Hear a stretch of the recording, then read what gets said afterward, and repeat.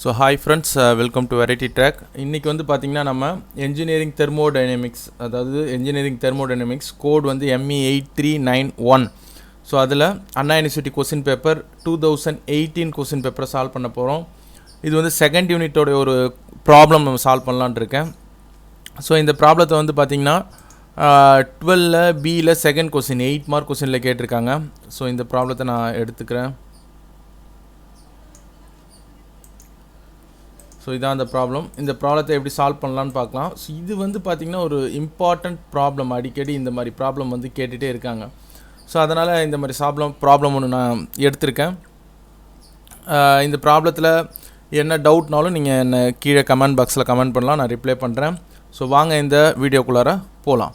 First of all air flows through a adiabatic compression. So adiabatic கம்ப்ரெஷன்னா என்ன அப்படின்றத முதல்ல பார்த்துக்கலாம். கம்ப்ரெஷன்னா என்ன அப்படின்றதையும் முதல்ல பார்க்கலாம். ஸோ ஃபர்ஸ்ட் ஆஃப் ஆல் நான் வந்து ஒரு சிலிண்டர் எடுத்துக்கிறேன்.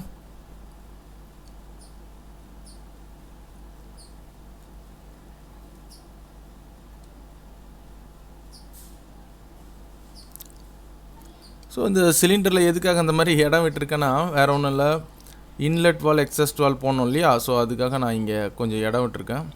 ஸோ இதான் நம்மளுடைய சிலிண்டர். இந்த சிலிண்டருக்குள்ளார ஒரு பிஸ்டன் இருக்குன்னு வச்சுக்கலாம். ஸோ அந்த பிஸ்டனை இப்போ எடுத்துடலாம். ரைட். ஸோ ஷேப்ஸில் பிஸ்டன் வேணாம், வரைஞ்சிக்கலாம். ஸோ பிஸ்டன் ஒன்று எடுத்துக்கலாம்.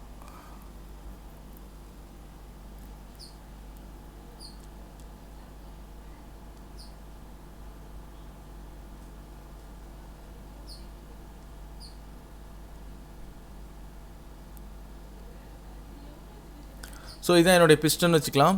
ஸோ இந்த பிஸ்டன் வந்து மேலேயும் கீழேயும் மூவ் ஆகிட்ருக்கும் இல்லையா. ஸோ அதனால் இந்த பிஸ்டன் வந்து கனெக்டிங் ராடு கூட இங்கே கனெக்ட் ஆகிருக்குன்னு வச்சுக்கலாம்.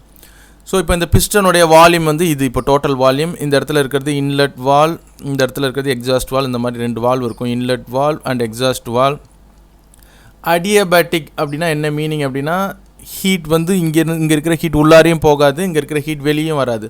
ஸோ இப்போ இது ஃபுல்லாக என்ன பண்ணியிருக்காங்கன்னு அர்த்தம், இன்சுலேட் பண்ணியிருக்காங்கன்னு அர்த்தம். ஸோ அதனால் இங்கேருந்து ஹீட் உள்ளாரையும் வெளியில், அதாவது சரௌண்டிங்கில் இருக்கிற ஹீட்டு சிஸ்டம்குள்ளாரையும், சிஸ்டம் உள்ளார இருக்கிற ஹீட் வெளியிலையும் போகாது.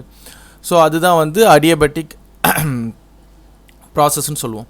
கம்ப்ரெஷன் அப்படின்னா என்னென்னா இந்த பிஸ்டன் ஃபார் எக்ஸாம்பிள் இந்த இடத்துல இருக்கிற P1 ஒரு ப்ரெஷரில் இதுக்குள்ளார ஏர் இருக்குன்னு வச்சுக்கலாம். உள்ளார என்ன சொல்கிறாங்க, ஏர் தான் இருக்குன்றதுனால இதுக்குள்ளார ஏர் இருக்குன்னு வச்சுக்கலாம். ஸோ P1 அதாவது என்ன பார் ப்ரெஷரில் இருக்குது, அதுக்குள்ளார இருக்க ஏர் இங்கே இருக்குது 100 கிலோ பாஸ்கல். ஸோ 100 கிலோ பாஸ்கலில் இருக்குது. இதுக்குள்ளார இருக்கிற ஏரோடைய டெம்பரேச்சர் அதை T1 வச்சுக்கலாம். இனிஷியல் கண்டிஷன் T1 எவ்வளோ இருக்குது, தட் இஸ் 310 கெல்வின். ஸோ இது வந்து பார்த்திங்கன்னா 310 கெல்வின் இருக்குது. ஸோ அதுக்கப்புறம் இது கம்ப்ரெஸ் பண்ணதுக்கப்புறம் இன்னொன்று கொடுத்துருக்காங்க. இதுக்குள்ளார இருக்கிற மாஸ், அது வந்து மாஸ் வந்து பார்த்திங்கன்னா 2 kg mass R mass flow rate 2 kg per secondனா இந்த இன்லெட் வால்குள்ளே வந்து வெளியில் போயிட்டே இருக்குது, கம்ப்ரெஸ் ஆகிட்டே இருக்குது. ஸோ அப்போ இதுலேருந்து உள்ளார வெளியில் ஸோ போயிட்டே இருக்குது. அதனால தான் மாஸ் ஃப்ளோ ரேட்டுன்னு சொல்லியிருக்காங்க. ஸோ அதனால் M டாட்னு வச்சுக்கலாம். மாஸ் ஃப்ளோ ரேட் எவ்வளோனா 2 kg per second, per செகண்டுக்கு 2 kg வெளியில் போயிட்டுருக்கு. ஸோ இப்போ இது கம்ப்ரெஸ் ஆகுது. கம்ப்ரெஸ் பண்ணணும்னா என்ன பண்ணணும், இந்த பிஸ்டனை இங்கே இருக்கிற பிஸ்டனை நம்ம இங்கே மேலே மூவ் பண்ணணும். ரைட்டா, இந்த இடத்துக்கிட்ட இங்கேருந்து இது இங்கே மூவ் ஆகுது. ஸோ அப்படி இந்த பிஸ்டன் இங்கே மேலே மூவ் ஆகும்போது இந்த பிஸ்டன் இங்கேருந்து இந்த இடத்துக்கிட்ட வந்துடும். ரைட்டா, இந்த இடத்துக்கிட்ட வந்துடுச்சுன்னு வருவோம். இப்போ இதுதான் இந்த பிஸ்டனுடைய ஃபைனல் ஸ்டேட். இப்போ இங்கே வந்துச்சு அப்படின்னா இவ்வளோ ஃபஸ்ட்டு இனிஷியலாக இருந்ததோடைய வால்யூம் வந்து பார்த்திங்கன்னா இந்த வால்யூம், இந்த பெருசாக இருக்கு இல்லையா, இதுதான் வந்து இனிஷியலாக இருந்த வால்யூம். இவ்வளோ பெரிய வால்யூம் இருக்குது, இதுதான் வந்து இனிஷியலாக இருந்த வால்யூம். ஸோ அதை V1 வச்சுக்கலாம். அது நமக்கு தெரியல, அதனால் V1 வச்சுக்கலாம். ஆனால் இப்போது இந்த பிஸ்டன் இங்கே மூவ் ஆகிடுச்சு இல்லையா. ஸோ இப்போ இங்கே மூவ் ஆனதுனால கம்ப்ரெஸ் ஆகிருக்கு, இங்கேருந்து இங்கே மூவ் ஆகிருக்கு, இங்கேருந்து இங்கே மூவ் ஆனதுனால கம்ப்ரெஸ் ஆனதுனால இந்த பிஸ்டனுடைய வால்யூம் இங்கே பாருங்கள் இந்த இடத்துல இவ்வளோவா குறைஞ்சிருச்சு. ஸோ இப்போ வால்யூம் என்ன இருக்குது, குறைஞ்சிருக்கு. இனிஷியலாக பெரிய வால்யூமாக இருந்தது, இப்போ இங்கே ஏரெல்லாம் ரொம்ப இதுக்குள்ளார என்ன ஆகிடுச்சு, கம்ப்ரெஸ் ஆனதுனால இந்த வால்யூம் குறைஞ்சிடுச்சு.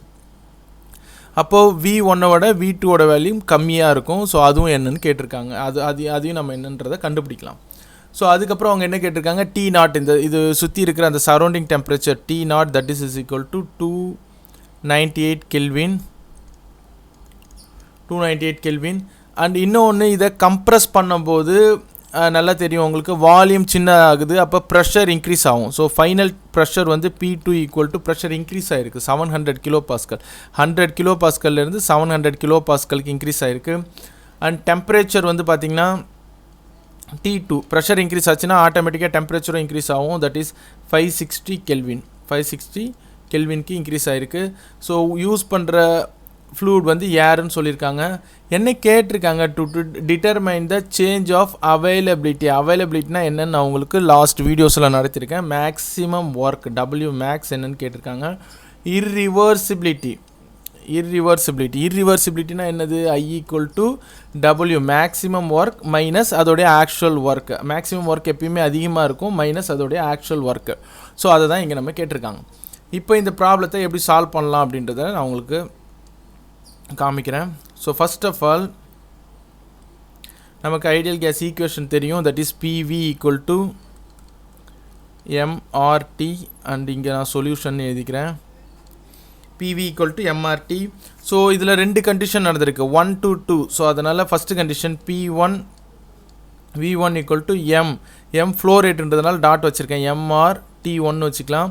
இப்போ இதுலேருந்து வால்யூம், இனிஷியல் வால்யூம் தான் நான் என்னன்றதை கண்டுபிடிக்கணும். So V1 that is equal to mass flow rate into R into T1 divided by P1.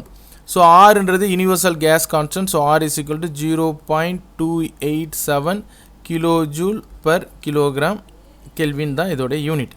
So இப்போ இதிலேருந்து டைரெக்டாக V1 கண்டுபிடிச்சோன்னா V1 is equal to mass கொடுத்துருக்காங்க 2 kg இன்ட்டு ஆரோடைய வேல்யூ 0.287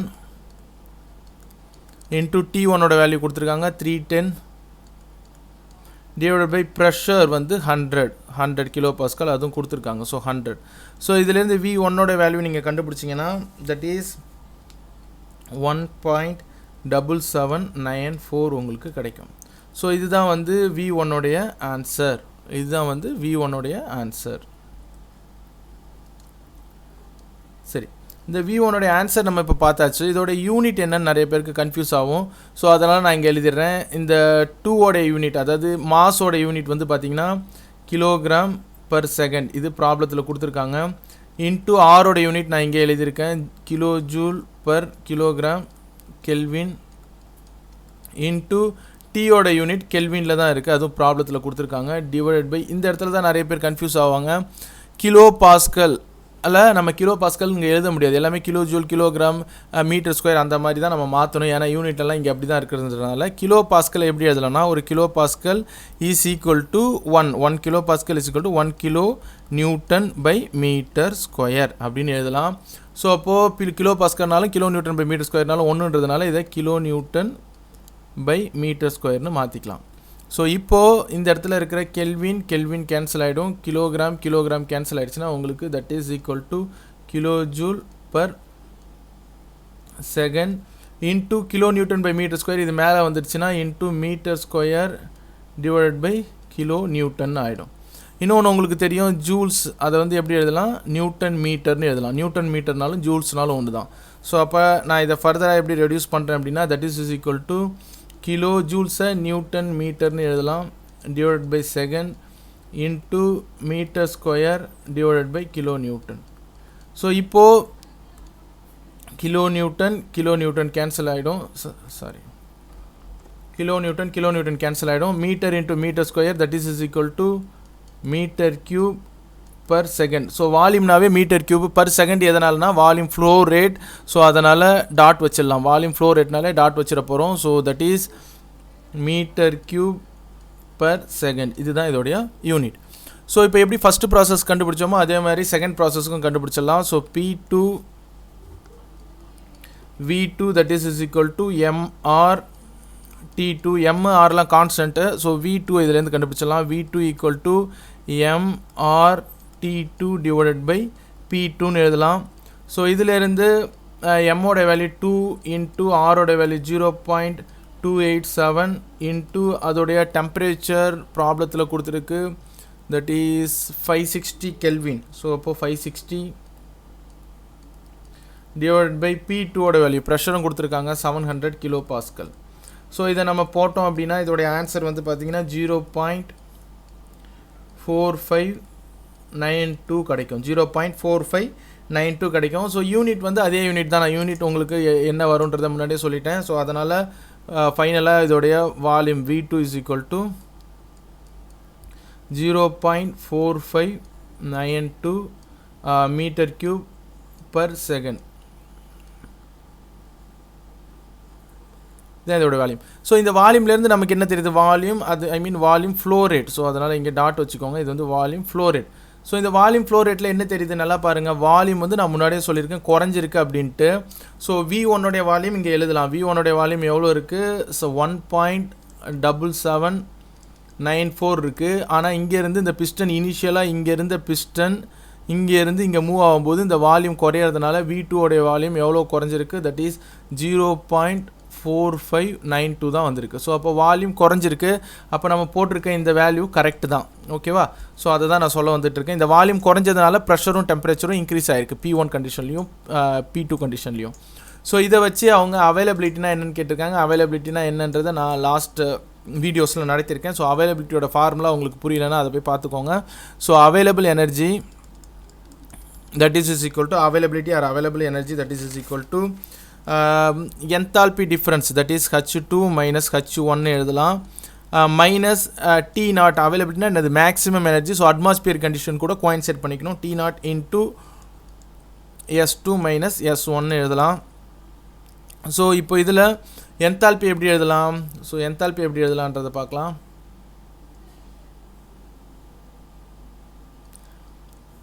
என்தால்பி எப்படி எழுதலாம் அப்படின்னா H1 is equal to M into Cp into T1 எழுதலாம். H2 that is equal to M into Cp into T2 எழுதலாம். ஸோ MCPயை கான்ஸ்டன்டாக வெளியில் எடுத்துட்டோம்னா M into Cp into T2 minus T1. ஏன்னா H2 minus H1 இருக்கிறதுனால T2 minus T1 எழுதலாம். Minus T0 into S2 minus S1 அப்படின்னு எழுதலாம். இப்போ இந்த என்ட்ரோப்பியோட வேல்யூ மட்டும் நம்ம கண்டுபிடிக்கலாம். ஏன்னா அது கொஞ்சம் பெருசாக வரும்ன்றதுனால இந்த என்ட்ரோப்பியோட வேல்யூ மட்டும் நம்ம கண்டுபிடிக்கலாம். ஸோ என்ட்ரோப்பியை கண்டுபிடிக்கிறதுக்கு நான் என்ன பண்ணுறேன் அப்படின்னா ஃபஸ்ட்டு கியூவோடைய ஃபார்முலா எழுதிக்கிறேன். Difference in Q is equal to நம்ம ஃபஸ்ட் யூனிட்டில் படிச்சிருக்கோம். Q is equal to internal energy plus work done. So DWன்னு எழுதலாம். ஸோ இன்டர்னல் எனர்ஜியை எப்படி எழுதலாம்? தட் இஸ் டிக்யூவை இன்டர்னல் எனர்ஜி எப்படி எழுதலாம்? M இன்ட்டு இன்டர்னல்னாவே உள்ளார நடக்கிறது. So mass flow rate or mass into CV internal எனர்ஜினா உள்ளார நடக்கிறது. CV into difference in temperature plus work done எப்படி எழுதலாம்? ப்ரெஷர்னால எவ்வளோ வால்யூம் சேஞ்ச் ஆகிருக்கு. ஸோ அதுதான் வந்து ஒர்க் டன் அப்படின்னு சொல்கிறது. ஸோ இப்போ இதில் எனக்கு என்ன கண்டுபிடிக்கணும்? என்ட்ரோப்பி தானே வேணும். ஸோ இப்போ என்ட்ரோப்பின்றது என்னது? Difference in என்ட்ரோப்பி is equal to நான் முன்னாடியே சொல்லியிருக்கேன் dQ/Tன்னு. இது என்ட்ரோப்பியை பற்றி நான் வீடியோ நடத்தியிருப்பேன்.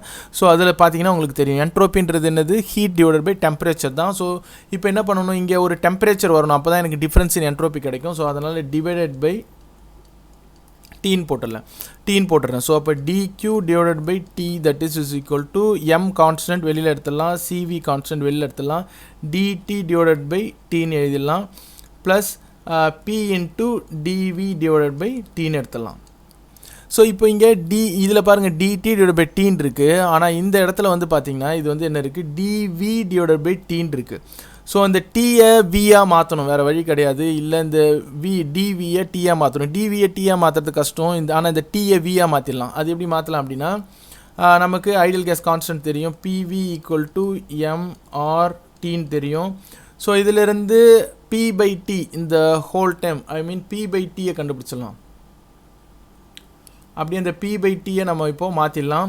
ஸோ P/T அப்போ இது இந்தாண்ட வந்துச்சுன்னா P/T that is equal to MR divided by வின்னு வந்துடும். ஓகேவா? யூனிட் மாஸ்னால் அந்த M கிடையாது. ஆனால் இங்கே மாஸ் வந்து 2 kgன்னு கொடுத்துருந்ததுனால Pயோட வேல்யூ வந்து MR டிவைடட் பை வின்னு கிடச்சிரும். ஸோ அப்போ இந்த MR டிவைடட் பை வியை இந்த P/Tக்கு நேராக சப்ஸ்டியூட் பண்ணிடலாம். இப்போ டைரெக்டாக dQ/T that is equal to M into CV into DT divided by T plus P by T, இந்த பி பை டிக்கு நேராக நம்ம என்ன பண்ணலாம், பி பை டி இருக்கு இல்லையா, அந்த பி பை டிக்கு நேராக எம்ஆர் பை வின்னு எழுதலாம். ஸோ எம்ஆரை நான் எழுதிடுறேன், டிவி பை வின்னு போட்டுடலாம். அப்போ தான் நமக்கு இன்டெகிரேட் பண்ணுறதுக்கு ஈஸியாக இருக்கும். அதுதானே நம்ம பேஸ் ரெண்டும், அதாவது பாட்டம் அண்ட் டாப் இது ரெண்டும் ஈக்குவலாக இருந்ததுன்னா நம்ம இன்டெகிரேட் பண்ணுறதுக்கு ஈஸியாக இருக்கும். ஸோ இப்போ இன்டெகிரேட் பண்ணால் தான் இப்போ ரெண்டுத்துக்கான டிஃப்ரென்ஸ் கிடைக்கும். So integrating both side,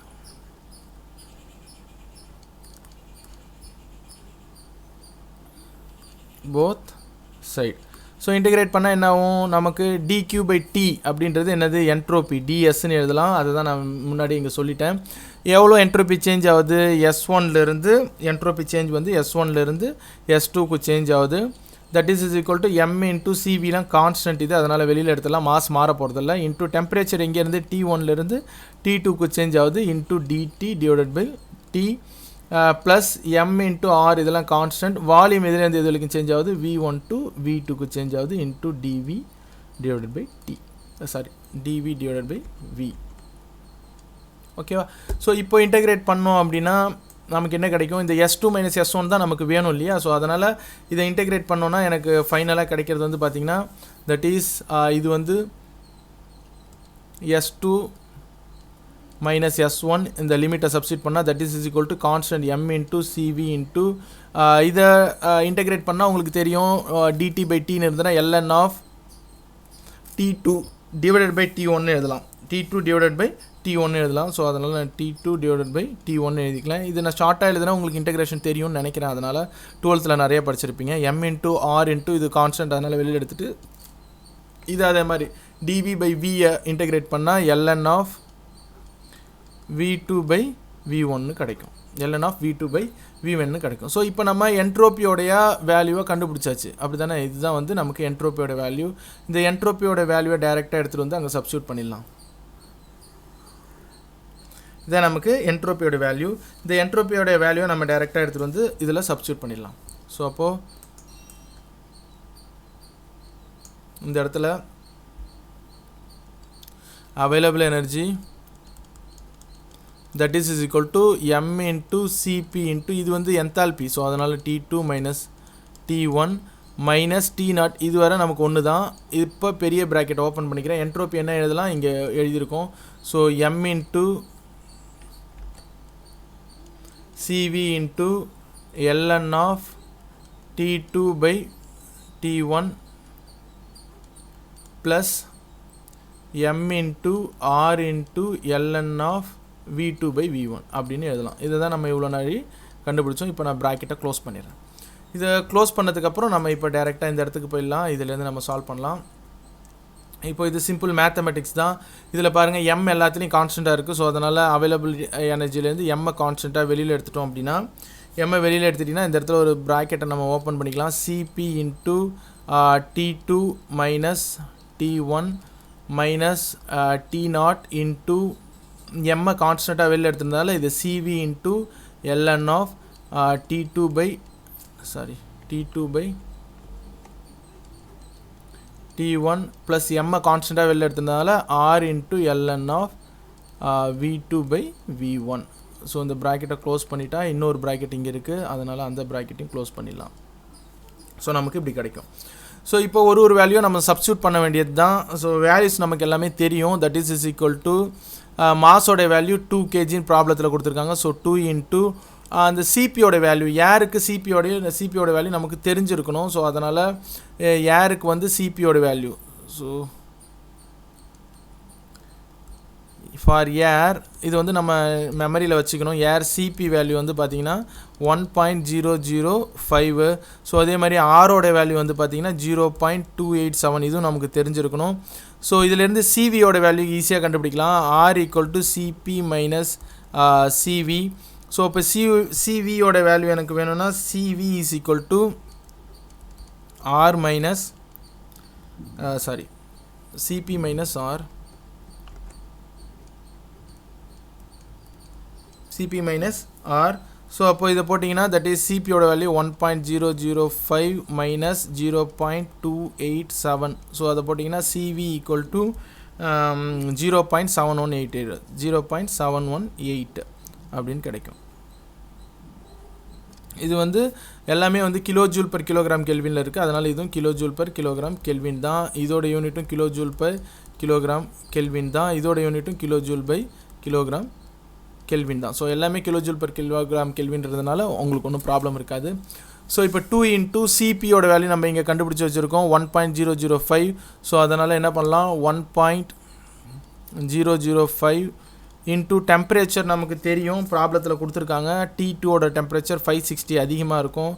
minus T1ஓட temperature 310 minus T0ஓட டெம்பரேச்சரும் ப்ராப்ளத்தில் கொடுத்துருக்காங்க 298 இன்ட்டு சிவியோட வேல்யூ ஏருக்கு நம்ம கண்டுபிடிச்சி வச்சுருக்கோம் 0.718 இன்ட்டு ln ஆஃப் T2ஓட வேல்யூ அகைன் தெரியும் 560 டிவைட் பை T1ஓட வேல்யூ 310 ப்ளஸ் ஆரோட வேல்யூ நமக்கு தெரியும் 0.287 இன்ட்டு V2 V1ஓட வேல்யூ ப்ராப்ளத்தில் நம்ம இப்போ தான் கண்டுபிடிச்சோம். V2ஓட வேல்யூ கம்மியாக இருக்கும். ஸோ அதனால் 0.4592 டிவைட் பை V1ஓட வேல்யூ அதிகமாக இருக்கும் 1.7794. ஸோ இதை கண்டுபிடிச்சதுக்கப்புறம் இந்த ப்ராக்கெட்டை அதே மாதிரி 2 வாட்டி க்ளோஸ் பண்ணிவிடுங்க. இப்போ பண்ணதுக்கப்புறம் திரும்பியும் என்ன பண்ணலாம், இதோட வேல்யூலாம் இன்னும் ஷார்ட்டாக எடுத்துகிட்டு வரலாம். 2 இன்ட்டு 1.005 இன்ட்டு இதை ரெண்டுத்தையும் மைனஸ் பண்ணிங்கன்னா உங்களுக்கு 250 கிடைக்கும். மைனஸ் 298 இன்ட்டு இப்போ இந்த ப்ராக்கெட்டெல்லாம் கொஞ்சம் கொஞ்சமாக ரெடியூஸ் பண்ணிக்கிட்டே வரலாம். ஸோ அப்போ 0.718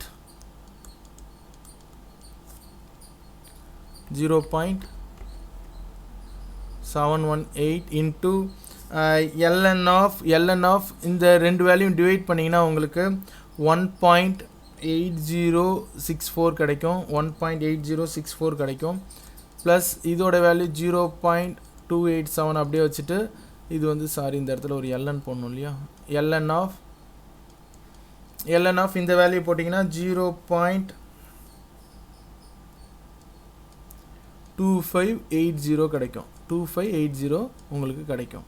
ஸோ 2 வாட்டி ப்ராக்கெட் க்ளோஸ் பண்ணிடலாம். So that is equal to திரும்பி ஷார்ட் பண்ணலாம். 2 இன்ட்டு 1.005 இன்ட்டு 250 இதை போட்டிங்கன்னா உங்களுக்கு 251.25 கிடைக்கும். மைனஸ் 298 இன்ட்டு ஸோ இதில் 0.718 இன்ட்டு எல்லனோட வேல்யூ இதை போட்டிங்கன்னா உங்களுக்கு என்ன கிடைக்குன்னா 0.718 இன்ட்டு இந்த எல்லனோட வேல்யூ போட்டிங்கன்னா 0.5913 கிடைக்கும். ப்ளஸ் 0.287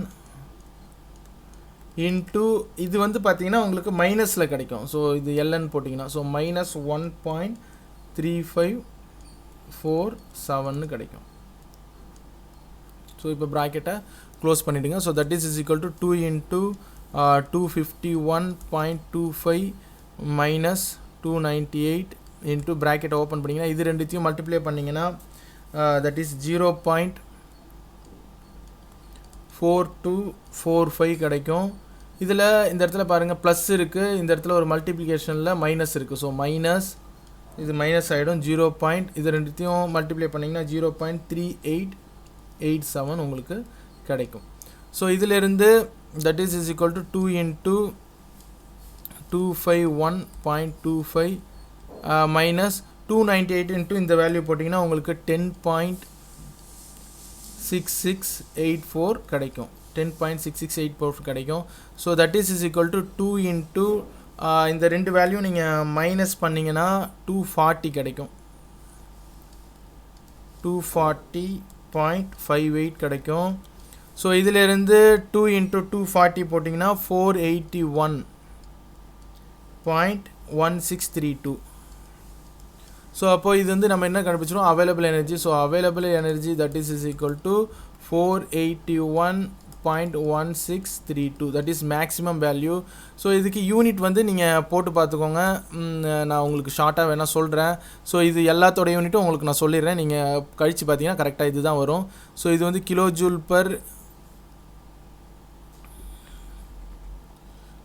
பர் கிலோகிராம் கெல்வின் இதோட யூனிட்டு. இதோட யூனிட் கெல்வின். ஸோ கெல்வின்லாம் இதில் கேன்சல் ஆகிடும் உங்களுக்கு. ஸோ இதோட யூனிட்டும் கெல்வின் தான். இது வந்து kilo joule by kilogram kelvin. So இது வந்து கெல்வின் பை கெல்வின் எல்லாம் கேன்சல் ஆகிடும். இது வந்து kilo joule by kilogram kelvin. And இது வந்து பார்த்திங்கன்னா கெல்வின் பை கெல்வின். ஸோ இப்போ இதுதான் உங்களுக்கு யூனிட். இது எல்லாத்தையும் கேன்சல் பண்ணிங்கன்னா உங்களுக்கு யூனிட் வந்து பார்த்திங்கன்னா இதோட யூனிட்டு கிலோ வாட்டில் கிடைக்கும். கிலோ ஜூல் பர் செகண்டில் கிடைக்கும். அதனால் நம்ம அதை கிலோ வாட்டுன்னு எழுதிடுவோம். ஸோ அவைலபிள் எனர்ஜி வந்து கிலோ வாட்டுன்னு இங்கே எழுதலாம். 4.81.1632 கிலோ வாட் அப்படின்னு நம்ம எழுத முடியும். ஸோ இப்போது அவைலபிள் எனர்ஜி கண்டுபிடிச்சாச்சு. அடுத்தது ஆக்சுவல் ஒர்க் நம்ம கண்டுபிடிக்கணும். ஆக்சுவல் ஒர்க்குன்றது என்னது? இந்த அவைலபிள் எனர்ஜி இல்லாமல் இருக்கிறது. ஸோ அப்போ நம்ம அதை ஈஸியாக கண்டுபிடிச்சிடலாம். So actual work that is equal to, இது வந்து maximum work. So that is equal to m into enthalpy difference. அவ்வளோதான் முடிஞ்சிருச்சு. H2 மைனஸ் H1 அவ்வளோதானே ஆக்சுவலாக நடக்கிறது. ஸோ எம்மோட வேல்யூ நமக்கு தெரியும் 2 இன்ட்டு H2 மைனஸ் H1. அந்த H2 மைனஸ் H1ன்றது என்னது? m into Cp into T2 minus T1. ஓகேவா? ஸோ m ஏற்கனவே போட்டாச்சு. ஸோ அதனால் என்ன பண்ணலாம் அப்படின்னா இது இப்படி எழுதலாம். H2 minus H1 that is equal to m into Cp into T2 minus T1 எழுதலாம்.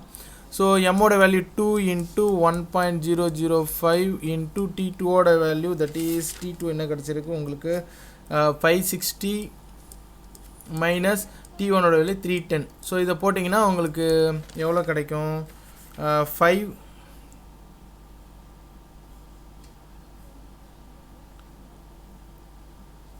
502.5 kilowatt.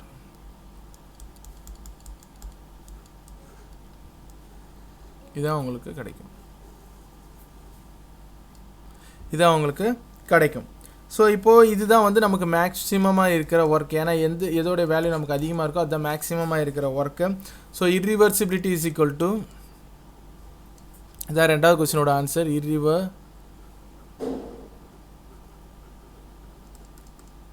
irreversibility that is equal to W maximum work minus W actual work.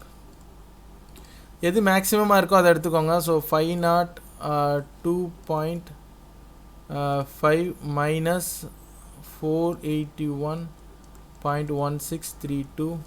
So that is equal to 21.36 kilo watt. So irreversibility வந்து உங்களுக்கு